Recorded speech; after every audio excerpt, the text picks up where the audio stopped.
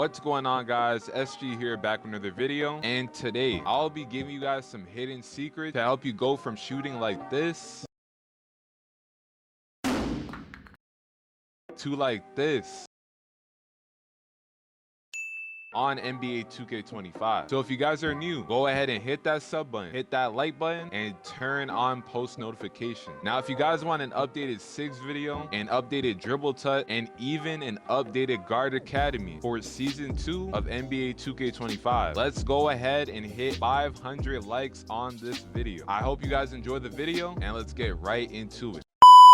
To improve your shooting on NBA 2K25, you want to make sure you have the correct controller settings on. Now, what you want to do, you want to go to your shot timing profile and put on high risk reward. What this will do, it will give you the biggest green window that you can get, so it's going to make it a lot easier for you to time those wide open shots. Now, if you're having trouble greening a lot of your shots, just go ahead and put on normal risk reward, as this has a similar green window, but you can still make whites. Now, coming down here to our shot timing visual cue, you want to go ahead and use push. Now, I'm a guard and I use push, but you can go ahead and try out set point, release, but I would not recommend using jump. You're gonna see later on the video when I show you guys my jump shots that you can customize your visual timing cue to whatever you want. So if you want it to be in between push and release, set point and push, or even jump and set point, you can do that. Now, another very important thing you're gonna want to do to improve your shooting on NBA 2K25 is to always go to the art of shooting gym every single chance you get. When you come to the art of shooting gym, you want to walk up to lethal shooter. He's gonna have something above his head. It's this guy in the black and white just do it Nike shirt. When you go up to him and click A, it's gonna give you an option of 1, 2, or 3 weeks, and whatever week you pick, that's the amount of lethal spots that you can go for. So what I like to do, I like to go for the 3 weeks and go for that 3 lethal zone. Right now I'm supposed to have 3, but if you're shooting anything below 50% in those lethal spots that you gain, they will actually drop back down to red. This season I'm actually shooting 52% from 3, which is not that bad, and from these spots I'm actually shooting pretty low. In the middle I'm shooting about 49 right now, and on the left wing I'm shooting 49. So as soon as I hop into a game again and hit a couple shots from those spots, I will gain back my 3 lethal zones. What lethal zones will do, they'll give you a huge boost to your green window, so it makes it a lot easier to time shots. So any chance you get, come to the art of shooting gym, go to lethal shooter, and make sure you challenge him for those 3 weeks of lethal zone. Now, if you guys aren't using jump shot boost or Gatorade boost by now, I don't know what you're doing. Jump shot boosts are gonna widen your green window even more and make it a lot easier for you to hit shots. There was a test done by NBA 2K Lab that actually stated that jump shot boosts give you a 5% boost to your green window, and that is enough to make a difference in a game. Now, I also say you want to always buy a Gatorade thirst quencher, because when you have Gatorade and you do your workouts, right now my workouts have expired, but when I do my workouts and I have Gatorade, as you can see on the bottom right, we get a double blue bar. What that double blue bar stamina is gonna do, it's gonna give you even more stamina. So say when I'm dribbling, instead of being out of stamina or blinking red, with that double Gatorade, I'm gonna have full stamina or very close to it. So it's gonna make it a lot easier for me to time my jump shot. The more stamina you have, the more regular your jump shot feels. Now, shooting in NBA 2K25 is unlike any other NBA 2K we have played. As you can see, I'm gonna show you a graph from NBA2KLabs.com, and they did a test with the green windows from shot to shot. And as you can see, your green window is going to change every single time you shoot the ball. So shot number 1 and 2 have different green windows. Shot number 3 and 4 have different green windows as well. And shot number 5 and 6 barely even have a green window. So this is something called RNG shooting, or algorithm-based shooting. And a very important secret that you need to know about RNG shooting is that you can reset this. So say you make 4 shots in a row or 3 shots in a row, you want to go ahead and take a dunk or a layup so you can reset your green window back to shot number 1. Because as you can see, shots number 1 through 4 have the biggest green window. So after you make that 4th or 3rd shot, I would recommend going to take a dunk, so then your algorithm can reset fully back to that shot number 1. Now, moving moving on to the best jump shots in NBA 2K25. These jump shots will be for guards 5'9" to 6'4", so let's get right into it. Starting off right here, we have my Patrick Mills jump shot. Now for Patty Mills, you do have to be starter 4, and I'm assuming a lot of you guys are starting to hit starter 4 or about to hit it, but I have jump shots if you're under starter 4 as well. But starting off right here, you have Patty Mills, Oscar, and Stephen Curry. We're gonna go 82% Oscar and 18% Steph Curry. For release speed, you want to go 3 out of 4, and for visual cue, you want to go about 4 ticks right behind push. Now later on the video, I'm gonna explain why I use 3 out of 4 with my Patty Mills jump shot, because I used to use 4 out of 4 speed, but then I tried 3 out of 4, and let me tell you, it's a lot better. So you guys stay tuned, because there's a huge secret I want to tell you about that 3 out of 4. Coming down here, we have our Cameron Thomas jump shot. This is the jumper I used to use right before I got Patty Mills. Cam Thomas, Oscar, Stephen Curry, 90% Oscar, 10% Curry. Now when I used to use Cam Thomas, I use 4 out of 4 speed, but you can try 3 out of 4 as well if Cam Thomas is way too quick for you. And again, for visual cue, I like to use 3 or 4 ticks right behind push. Now if you guys don't know what I mean by 3 or 4 tick right behind push, you have the base push right here, and all you want to do is go 1, 2, 3, 4 spaces back, and that is the exact blending I like to use on my visual cue. Coming down here to our Kyrie Irving base, we have Kyrie Irving, Steve Nash, and Stephen Curry. We have 50% Steve Nash, 50% Curry. Now when I used to use Kyrie Irving's base as well, I use 4 out of 4, and I would say with Kyrie Irving's base, there's no reason to really go 3 out of 4, because it's a very easy jump shot just to look at and cue whenever you want. You can look at the hands, or you can look at even the base of the feet to know when to release the ball. So I would say with this one, stick with 4 out of 4 speed, and again, our visual cue is about 4 ticks right behind push. We have another Kyrie Irving base jumper I used to use a lot as well. Right here we have Kyrie Irving, and we have double Oscar. Now you see in a lot of these jump shots, I'm using Oscar or Stephen Curry, and that to me are the 2 best uppers in the game. Right here we have 4 out of 4 speed, and again, 3 or 4 ticks right behind push. And last but not least, we have my last Cam Thomas jump shot. Right here we have Cam Thomas, Fred VanVleet, and Oscar Robertson. We're gonna go 29% Fred and 71% Oscar. Again, with Cam Thomas, it can be very quick at times, so if you want to put that release speed down to 3 out of 4, then by all means go ahead. Now another secret a lot of people don't know about in NBA 2K25 is that your release speeds actually have different make percentages. Right here we have a screenshot from NBA2KLabs.com, and as you can see, we have very quick,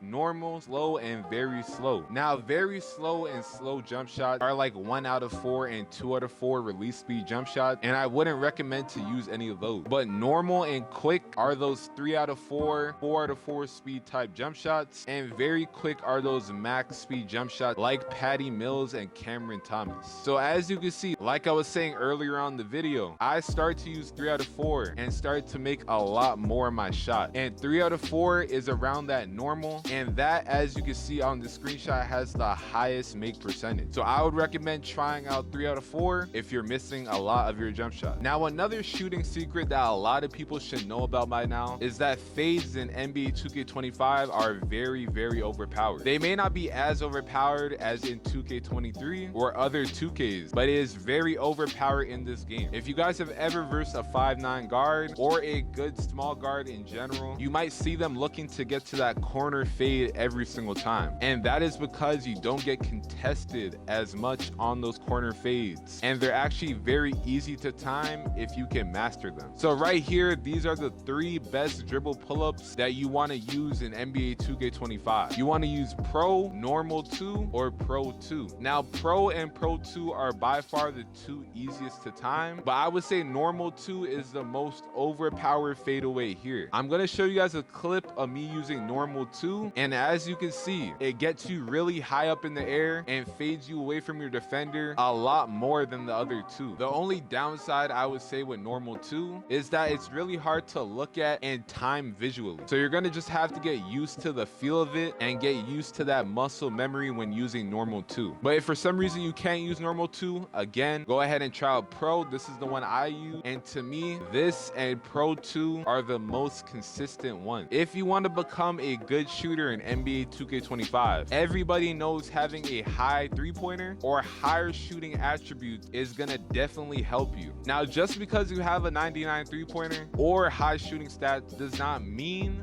you're gonna be a good shooter, but it's gonna help boost your green window even more and give you some absolutely overpowered legend badges to assist you in becoming a better shooter. Right here, you always want to have a good build, and in my opinion, this is the best guard build in NBA 2K25. You want to go 5'9", 165 weight with a 6'1" wingspan, and you want to go ahead and copy down all of these attributes right here. As you can see, I do have my cap breakers on my three-pointer and one on my ball handle. What those 4 cap breakers are gonna do is give me a 99 three-pointer, and with that 99 three-pointer, I'm gonna unlock some crazy legend badges. Again, legend badges are gonna increase your green window even more than it already is, and it's gonna help you knock down some ridiculous shots. So for example, I have mini marksman, and that's gonna allow me to shoot over taller defenders. So say if you have a lock on you and he jumps at you, instead of a heavily contested shot or a tight pressured shot, it might be wide open or open just because of that badge.